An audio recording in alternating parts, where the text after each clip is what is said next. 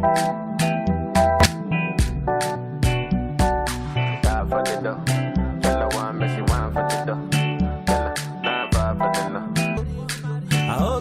et bienvenue dans cette petite séquence vidéo. Nous allons tout simplement voir la loi de Pouillet. La loi de Pouillet. Comme vous voyez, il y a la loi d'Ohm, ainsi de suite. Donc là, c'est la loi de Pouillet. Un petit schéma, une très longue explication dont vous suivez attentivement et une petite application. Une petite application tout simplement. Alors c'est parti. Je vais me placer par là. Loi de Pouillet. Qu'est-ce que c'est? D'abord, elle ne s'applique que dans un circuit en série. La loi de Pouillet ne s'applique que dans un circuit en série. Circuit en dérivation, non. Ou encore on dit circuit parallèle, non. Non. La loi de Pouillet ne s'applique pas dans les circuits parallèles ou bien les circuits en dérivation. La loi de Pouillet ne s'applique que dans les circuits en série. Et dans ce circuit, un circuit contenant des générateurs et récepteurs linéaires. J'ai fait une vidéo sur comment distinguer ce qui est linéaire, ce qui n'est pas linéaire. Linéaire et non linéaire. Vous pouvez certainement un peu la regarder si vous voulez. Donc, dans ce circuit en série, il faut qu'il y ait des générateurs, il faut qu'il y ait des récepteurs linéaires, et des résistances. Et cette loi, elle permet de calculer I. Elle permet de calculer l'intensité du courant I. Je reprends. La loi de Pouillet permet de calculer l'intensité du courant qui circule dans un circuit en série. Dans un circuit série. Et ce circuit série doit contenir des générateurs, des récepteurs linéaires et des résistances. Et ben voilà, on peut présenter ce que c'est. Voilà, maintenant vous avez votre circuit série, n'est-ce pas? Ça c'est en série. Là vous avez un générateur, j'ai mis G, générateur, bande positive, bande négative. Le courant sort de la bande positive, ça, et va rentrer par le moins. Là vous avez un électrolyseur, ça c'est un électrolyseur que j'appelle C. C pour électrolyseur. Et là vous avez une résistance que j'appelle grand R. Résistance grand R. Je reprends, générateur, électrolyseur, résistance, sens du courant. I, intensité du courant. Très bien. Alors, je donne les caractéristiques de chacun.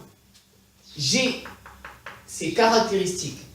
G, il est constitué d'une force électromotrice, E, et d'une résistance interne, petit r. Force électromotrice, E, résistance interne, et ben voilà. R, c'est la résistance, grand R, c'est la résistance.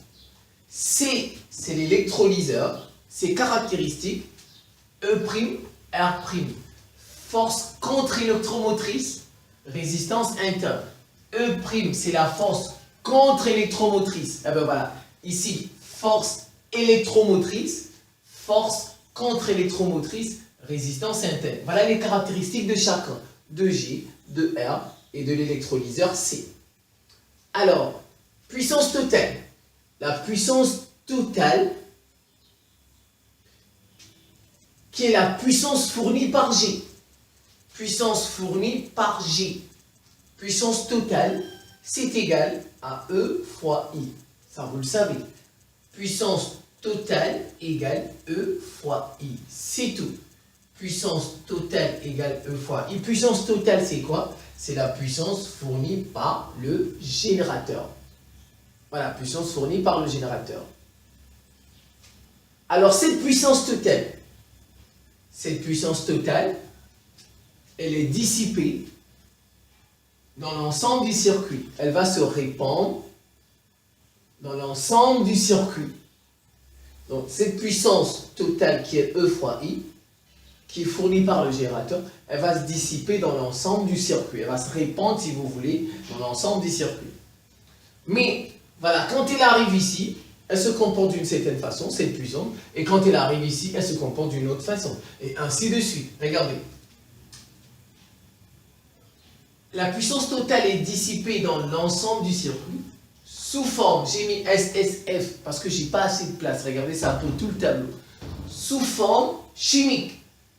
Voilà, cette puissance totale, elle sera dissipée sous forme chimique dans l'électrolyseur, ici. Dans l'électrolyseur, voilà, elle va donner E' fois I. E' fois I. Cette puissance totale, voilà, au niveau de l'électrolyseur, elle deviendra E' fois I. Force contre-électromotrice fois I. On est d'accord?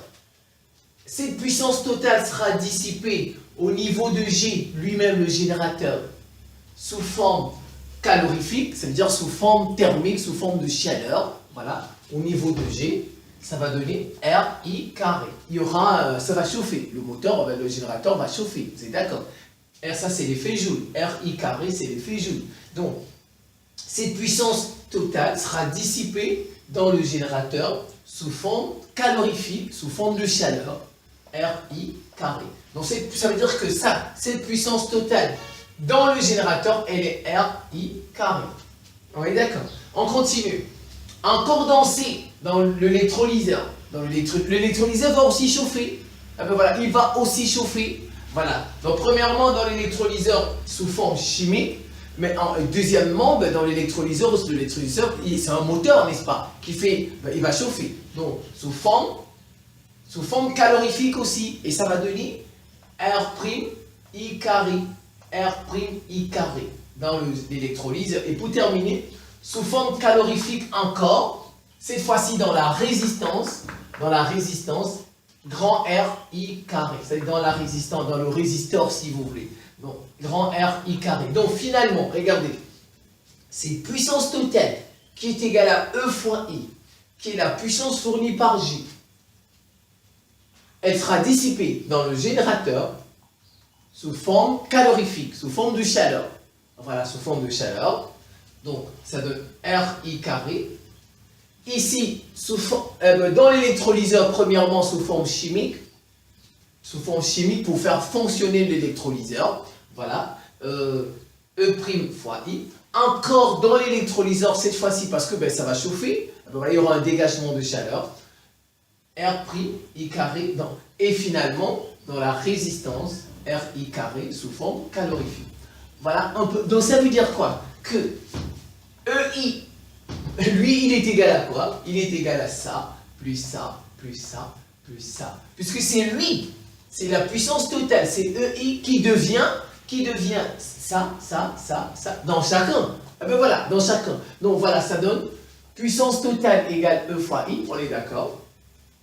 Donc ça veut dire que EI, finalement, c'est égal à quoi? EI, c'est égal à E'I. Je commence, regardez, E'I plus RI carré, plus RI carré, plus R'I carré, plus R'I carré, plus RI carré, plus RI carré. Donc, vous voyez la puissance totale, elle est devenue, ces quatre-là. E'I plus RI carré, plus RI carré, plus RI carré. Alors, je vais mettre les I en facteur. Et comment je vais mettre les I en facteur? Celui-ci d'abord. Je vais ranger les E avec les E. Lui, regardez, il passe de ce côté, il devient négatif. Moins, ça fait EI moins E'I. Vous êtes d'accord? Donc, il reste ça. Ah ben, je factorise par I carré. Ce qui reste, ça. Je factorise par I carré. J'ai mis I carré en facteur. Regardez, il y a I carré, I carré, I carré. Je mets I carré en facteur. Il reste R, ce R, plus R', celui-ci, plus grand R. C'est d'accord? Donc, j'ai mis les E avec les forces électro et contre ensemble, vous voyez? Et j'ai laissé les résistances de l'autre côté. Alors, et j'ai factorisé. Maintenant, lui aussi, je mets I en facteur. Oui, je mets I en facteur. Ça fait I. Il va rester E moins I'. E moins I'. Voilà. Regardez, maintenant je vais l'écrire, je vais prendre un peu de craie. Vous êtes d'accord que 2 plus 5 égale 7, n'est-ce pas? Mais 7, c'est toujours égal à 2 plus 5, c'est la même chose. Cette écriture et celle-ci, c'est pareil. C'est ce que j'ai fait ici. J'ai juste mis, parce que c'est le carré, je l'ai mis à gauche maintenant. Regardez, 2 plus 5, 2, et donc vous voyez, c'est comme... Et puis maintenant, je commence par 7, donc je commence par ça. I carré, facteur de R plus R prime. Regardez, donc j'ai commencé par ça. Alors ça, cette fois-ci, c'est tout. Comme vous avez vu ici, 2 plus 1, c'est égal à 7. C'était 6, c'est égal, donc ça ne change rien. Donc j'ai juste commencé par ça. Ça vous fait I carré, facteur de R plus R prime plus R, égale, maintenant c'est 1, I facteur de E moins E prime. Je divise par I, regardez ce I. Je divise par I. Et lui, il va au dénominateur. Vous savez, c'est comme les maths. 2x égale 5 par exemple. Je reprends. Regardez, si vous faites A sur B, je vais prendre la craie. Regardez. A sur B égale 6 sur B. Ça vous donne quoi? Ça fois ça. A fois B égale B fois C. Regardez ici comme A fois B égale B fois C. A fois D égale B fois C. Regardez, A fois B égale B fois C. Je peux ramener le B ici. Vous voyez le I par ici. Et je ramène le D par là. Vous voyez, c'est ça. Donc ça vous donne A sur B égale C sur D. Vous voyez, ça. C'est comme ça. C'est comme ça. Ça donne ceci. Revoyez ça tranquillement. Regardez, vous avez A fois D égale B fois C. Ça vous redonne A sur B égale C sur... Le B, il est venu ici. Et le D, il est venu là-bas. Le I, il est venu ici. Et ça, il est venu là. Je simplifie maintenant. I carré divisé par I, ça me fait I. Il va rester E moins E prime sur R plus R prime plus R. Donc avec ceci, c'est ce qu'on appelle la loi de Pouillet. Je reprends.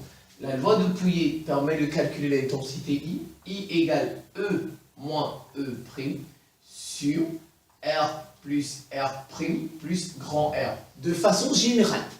De façon générale, la loi de Pouillet, c'est quoi? C'est I égale la somme des E moins la somme des E prime. De façon générale,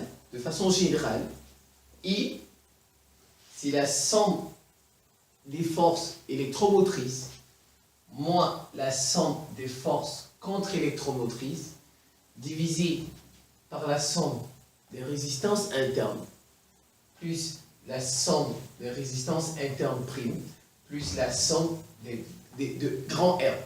Ouais, de façon générale. Ça veut dire, si maintenant on a plusieurs, regardez, si on en a plusieurs, ici on avait juste, regardez, on avait un générateur de résistance, un électrolyseur, on n'en avait que 3. Ouais, c'est pourquoi ça a donné ceci. Mais il parle vrai qu'on ait plusieurs générateurs, qu'on ait plusieurs résistances, qu'on ait plusieurs récepteurs. Donc de façon générale, donc ça dépend de l'exercice qu'on va. De façon générale, la formule de la loi de Pouillet, c'est la somme des E moins la somme des E' divisé par la somme des R plus la somme des R' plus la somme des grands R. Voilà, c'est tout. C'est tout. Alors, un exemple, regardez. Vous allez voir que ça dépend de l'exercice. Application. Une pile de F de force électromotrice E, 3 volts, de résistance petit r, 1,5 de ohm, débite en courant dans une résistance grand R de 1 ohm. Vous voyez là, on a juste une pile. Cette pile, elle a une force électromotrice, E, elle a une résistance interne, et elle débite du courant pour un résisteur, pour une résistance grand R. Alors là, on a juste que, vous voyez, c'est pas très compliqué. Alors, ici, vous voyez, c'est E, on a juste E une fois, divisé par la résistance interne, plus grand R, la résistance. E sur petit r, plus grand R. Et on fait des remplacements. Vous voyez, ça dépend du nombre de dipôles qu'on a dans le circuit. Voilà, mais vous retenez en gros que La formule, c'est ça. C'est tout. Si on vous demande par exemple la formule, la loi de Pouillet, sa formule c'est quoi? Vous mettez celle-ci. Vous mettez celle-ci, c'est tout. Alors regardez, ça fait E dans cette application sur petit r plus grand R. Petit E c'est 3, petit r c'est 0,5, ça, plus 1, ça fait 2 ampères. Donc I c'est 2 ampères. L'intensité du courant dans le circuit, dans cet exercice, c'est 2 ampères. C'est tout. Alors maintenant, j'ai ajouté deux autres questions. On nous demande de calculer l'énergie consommée par la résistance. Calculer l'énergie consommée par la résistance. Énergie consommée par la résistance en 30 minutes. En 30 minutes. Alors c'est quoi? En fait, c'est une résistance, c'est un conducteur ohmique.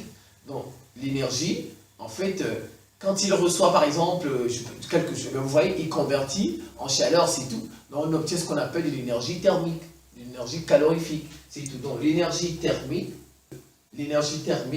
c'est P fois delta T. P fois delta T, la variation du temps. P fois delta T, ça c'est l'énergie, n'est-ce pas? Alors maintenant, mais P c'est quoi? U fois I. P c'est U fois I. U c'est quoi? RI, n'est-ce pas? RI. Maintenant fois ce I, ça fait RI carré. Bon, RI carré, ça c'est la puissance joule. On obtient ici RI carré fois T, fois la variation du temps. Si vous voulez, je n'ai pas mis delta, mais RI carré fois delta T. Donc l'énergie thermique, c'est RI carré fois T. Et je fais des remplacements. R c'est 1. I c'est 2 qu'on vient de trouver. 2 au carré fois 30 fois 60. Parce que c'est 30 minutes. On met en secondes. 30 fois 60, ça vous fait l'énergie thermique, c'est 7,2 fois 10 puissance 3 joules. Et bien voilà, tout simplement. Alors donc, l'énergie électrique maintenant, on demande de calculer l'énergie électrique, l'énergie totale. Énergie électrique égale énergie totale. Sa formule, c'est EI fois la variation du temps. EI fois la variation du temps, je remplace. E c'est 3, I c'est 2. 3 fois 2 fois 3600. On a dit en une heure. En une heure. En une heure, l'énergie électrique ou l'énergie totale en une heure, c'est combien? Vous savez, une heure, c'est 3600 secondes. 3600 secondes. Donc ça fait E3, I2 fois 3600 égale 2,16 fois 10 puissance 4 joules. Donc l'énergie totale, qui est l'énergie électrique, 2,16 fois 10 puissance 4 joules. Vous revoyez ça tranquillement. Voilà. Cette petite application, si ça peut bien vous aider, je serai bien content. Je vous remercie pour votre attention et à très bientôt.